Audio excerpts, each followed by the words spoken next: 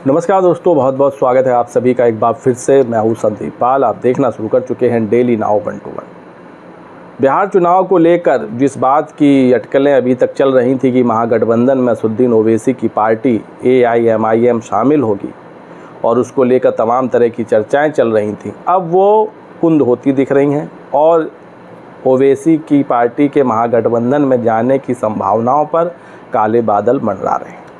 और इसकी संभावनाएं अब बेहद कम हो गई हैं, क्योंकि अब जो महागठबंधन है वहाँ सीट बंटवारे को लेकर प्रक्रिया आगे बढ़ने लगी है। जो 12 जून को बैठक हुई थी उसमें जो सहयोगी दल हैं उनसे सीटों को लेकर लिस्ट मांगी गई थी कि भाई जो सहयोगी दल हैं वो जिस सीट पर लड़ना चाहते हैं, कितनी सीटों पर लड़ना चाहते हैं, इसकी लिस्ट वो दें ताकि अगली बैठक में इस पर मंथन हो सके। तो अब ओवैसी की पार्टी महागठबंधन में शामिल होगी या नहीं होगी, इस पर संशय बरकरार है। हालांकि एक खबर ये ज़रूर आ रही है कि ओवैसी अब 10 से 12 दिनों का इंतज़ार करेंगे कि महागठबंधन की तरफ से कोई निर्णय होता है या नहीं। अगर नहीं होता है तो वो पहले ही कह चुके हैं कि उनकी पार्टी बिहार में 50 सीटों पर चुनाव लड़ने जा रही है। अभी जब हाल में ही कुछ महीने पहले वो किशनगंज आए थे रैली में, तब उन्होंने इस बात का ऐलान किया था और RJD को जमकर खरी खोटी भी सुनाई थी। क्यों सुनाई थी वो आपको पता ही है, क्योंकि ओवैसी की पार्टी के जब 5 विधायक जीते थे तो उनमें से 4 विधायक RJD के खेमे में चले गए थे और उनके पास अब मात्र 1 विधायक रह गए हैं, वो हैं अख्तरुल ईमान जो पार्टी के प्रदेश अध्यक्ष हैं। तो बस अब ओवैसी कुछ दिन का और इंतज़ार कर रहे हैं, उसके बाद स्थिति पूरी तरह साफ़ हो जाएगी। क्योंकि महागठबंधन के ही कई सहयोगी दल हैं जो नहीं चाहते हैं कि ओवैसी महागठबंधन में आए, क्योंकि ओवैसी की पार्टी अगर अलायंस का हिस्सा बनती है तो जाहिर सी बात है सीटों में बंटवारा होगा, किसकी सीटें कटेंगी ये भी बड़ा सवाल है। और जो सहयोगी दल है वो नहीं चाहते हैं कि उनकी सीटें और पहले से कम हों। सीटों को लेकर महागठबंधन में पहले से ही खींचतान मची हुई है। कांग्रेस 70 सीट की डिमांड करती आ रही है। अब जो CPI माले है वो भी 40 से 45 सीटें मांग रही है। मुकेश सहनी की पार्टी भी 40 सीटों की डिमांड कर रही है। तो ये तो खैर उनकी डिमांड है, लेकिन मोहर कितने पर लगेगी ये तो बाद में तय होगा। तो इसी को लेकर अब महागठबंधन में ये चर्चा और इसकी कवायद तेज़ हो गई है कि सीट बंटवारा जल्द से जल्द किया जाए। तो इस बीच कोई दल ये नहीं चाहेगा कि ओवैसी की महागठबंधन में एंट्री हो और उन्हीं के हिस्से की सीटें ओवैसी को मिलें, क्योंकि अगर ओवैसी महागठबंधन में आएंगे तो जाहिर सी बात है 10 से 15 सीटों की डिमांड वो भी करेंगे।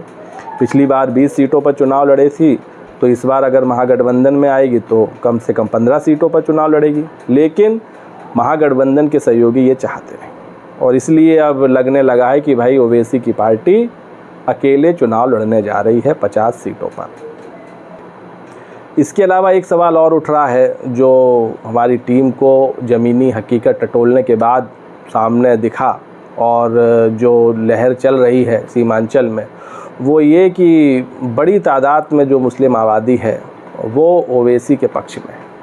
उनका कहना है कि अगर ओवैसी की पार्टी महागठबंधन में जाती है तो वो महागठबंधन को वोट करेंगे और अगर ओवैसी की पार्टी अलग लड़ती है तो वो ओवैसी को वोट करेंगे। तो ये भी एक बड़ा फैक्टर साबित हो सकता है। हालांकि ये पूरा मुस्लिम वोट बैंक नहीं है जो ओवैसी को वोट करेगा, क्योंकि जो ये अहम 4 ज़िले हैं सीमांचल के, अररिया, कटिहार, किशनगंज और पूर्णिया, इसमें करीब 40 से 50% आबादी मुस्लिमों की है।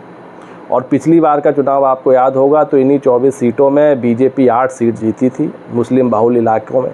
और उसमें जो एक सबसे बड़ी जो चीज़ देखने को मिली थी वो ये कि कई सीटों पर अगर महागठबंधन ने मुस्लिम प्रत्याशी खड़ा किया है तो इसके अलावा भी 3 से 4 मुस्लिम प्रत्याशी खड़े थे।